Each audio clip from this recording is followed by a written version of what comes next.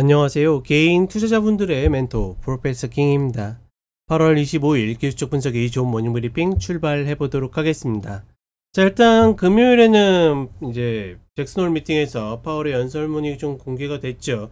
그러니까 어떤 뭐 질의응답이나 인터뷰가 있었던 것이 아니라 11시 땡 하면 연설문이 나오고 그거를 이제 낭독하고서 이제 들어가는 순서였는데, 그 연설문이 나오면서 사실은 이제 금리 인하에 대한 어떤 헤드라인이 가장 크긴 하지만 특별히 이전에 이야기한 것에 비해서 많이 바뀌었다라고 보이진 않거든요.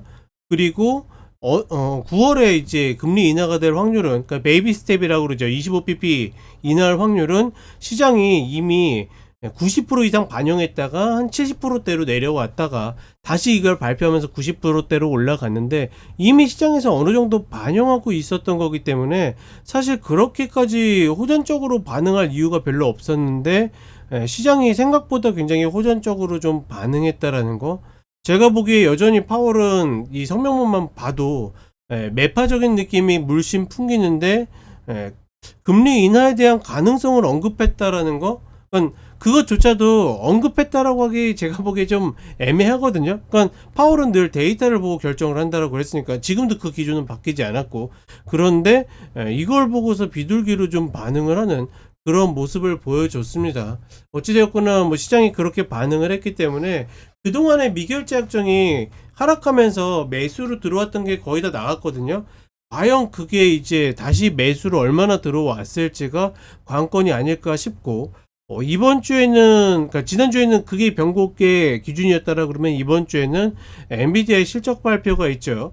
다른 빅테크들과 다르게 엔비디아는 굉장히 뒤쪽에 발표를 하게 되는데, 역시나 기대감은 뭐 시장에서 만빵입니다.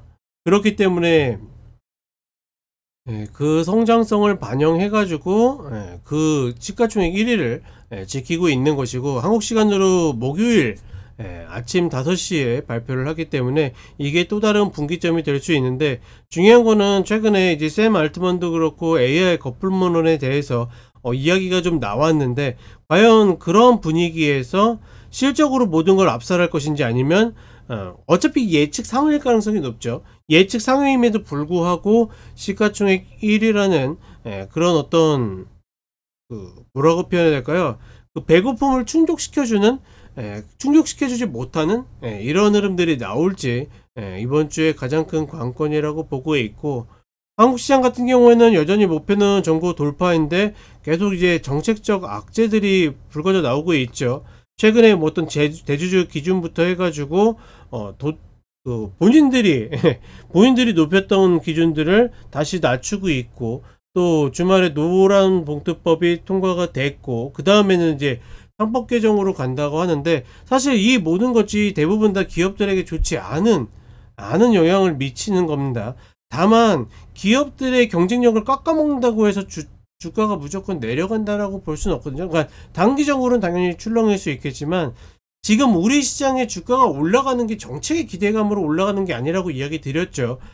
정권이 바뀌면서 그 정책 변화에 가장 힘입어서 말 그대로 그 은혜를 입은 그런 세력들이 올리는 거기 때문에, 대표적으로 사모펀드나 외국인들이 올리는 거기 때문에 냉정하게는 저런 정책적인 이야기들과는 별로 관계가 없습니다. 다만 근본적으로 우리나라의 어떤 기업들은 경쟁력이 점점 깎여나갈 가능성이 높다라는 거. 특히나 왜냐하면 물론 이제 노동자를 생각하고 뭐하고 이런 것들은 좋은데, 우리나라는 지나치게 그런 것들이 많은 상태에서 더 엎어지는 거죠. 예를 들어서 외국에도 그런 법이 있다 그러면, 그럼 외국만큼 우리나라의 고용의 유연성을 보장해 준다라든지, 우리나라는 고용 경직성의 강도가 세계 최고 수준이죠. 일단 조범문을 통과하기만 하면 웬만하면 자르기 어려운 그런 흐름이고 정년까지 가기 때문에, 어떻게 보면 이런 것들이, 그러니까 적당하게 뭐 예를 들어서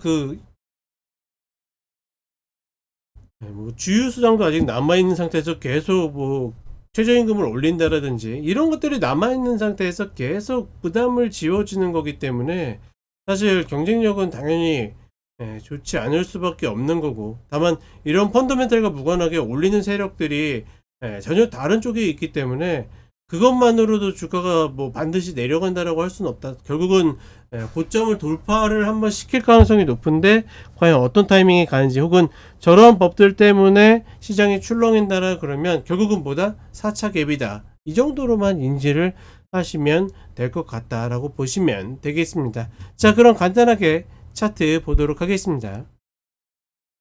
시장이 이탈해서 하락을 하다가 파월의 이야기가 나오면서 반등을 하는 모습이죠. 추세 전환하고 맞물리는 모습이고, 다만 이런 어떤 반등을 그대로 표면 그대로 믿기에는 좀 어렵지 않은가, 개인적으로는 그렇게 보고 있고, 따라서 이제 이번 주 초반에는 과연 이 구간에서 어떻게 견뎌낼 것인지, 그리고 AI 거품론과 맞물려서 엔비디아 실적이 나왔을 때 웬만큼 나와야 시장에 큰 영향을 미칠 텐데 과연 어떠한 흐름을 보일지, 따라서 어떻게 보면 조금 아쉽다라고 볼 수 있는 거는, 매수 입장에서도 지금 저렇게 올라가서는 막 돌파해서 승승장구하지 못하거든요. 적어도 전고를 한 번 정도 내려와서 이때 차라리 밟든가, 이때 밟든가 해서 밟아야지만 시장이 좀 더 가벼워질 수 있다라는 거. 시장이 가벼워져야 멀리도 갈 수 있다.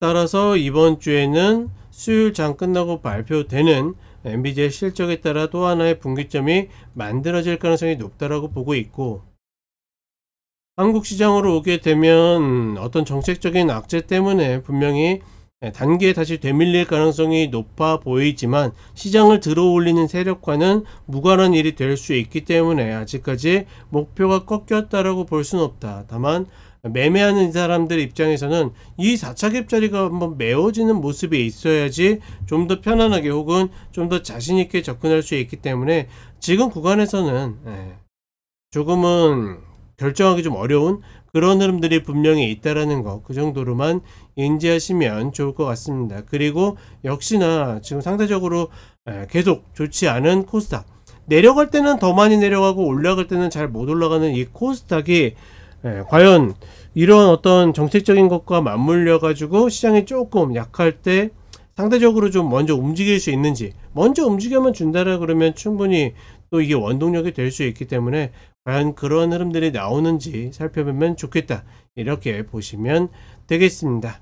자, 이렇게 이야기 드렸고 저는 쇼츠로 또 찾아뵙도록 하겠습니다.